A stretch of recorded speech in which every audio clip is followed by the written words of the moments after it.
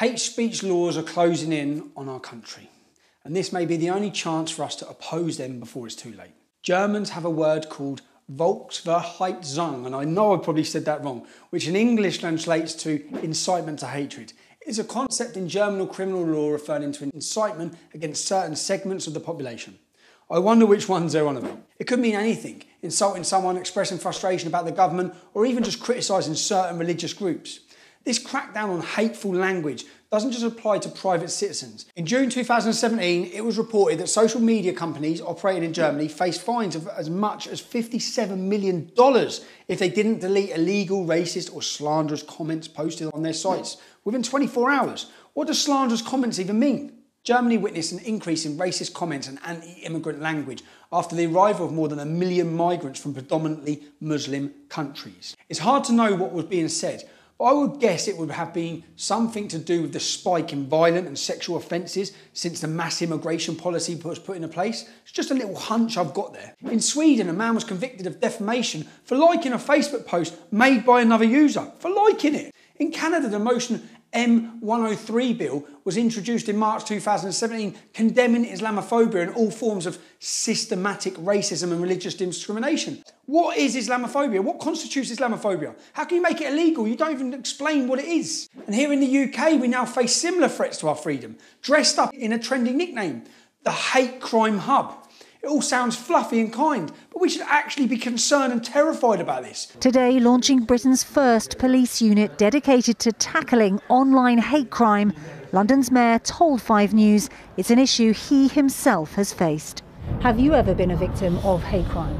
On a daily basis, people will troll me, and sometimes it will turn towards online hate crime. And people think that inciting hatred or committing criminal acts simply because it's online gives you an excuse or means that you can't be caught, or that there's a veil of secrecy or anonymity. That's not the case. The Hub is a specialist police unit made up of 5 specially trained Met police officers whose job will be to identify, prevent and investigate perpetrators of online abuse. Not online abuse against me, no doubt, just online abuse. Anyone criticising Islam, this basically means.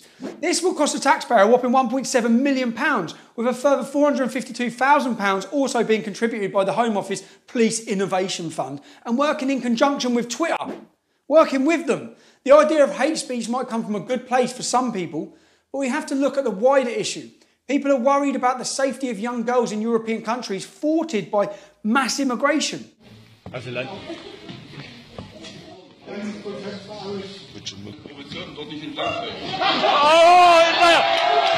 Blonde girls in Sweden are dyeing their hair black so that they don't get sexually assaulted by Muslim immigrants. Women are frightened to go out. When I went to Rinkeby in the evening, I was the only female, certainly the only white female. And when I spoke to the ladies, it's because they're terrified of the crime. They're terrified of the gangs. And one particular lady I spoke to, she runs home at night because she's fearful of all the men that gather at night under the bridge where she lives. She was frightened to have her picture taken because of the feminists. Because if she spoke out, she would be labelled a racist and they would hunt her down. Music concerts are shut down because of mass rapes. At the 170,000-strong festival in 2014, 17 teenagers said they'd been sexually attacked and 1 complained of rape. A year later, there were 19 assaults and 1 rape. 1 person is being prosecuted. And women are now unwelcome to sit and enjoy a coffee and even go to a shop for a pint of milk. Imagine que tu veux prendre un café avec une cousine, une amie, ta femme. Non, normalement.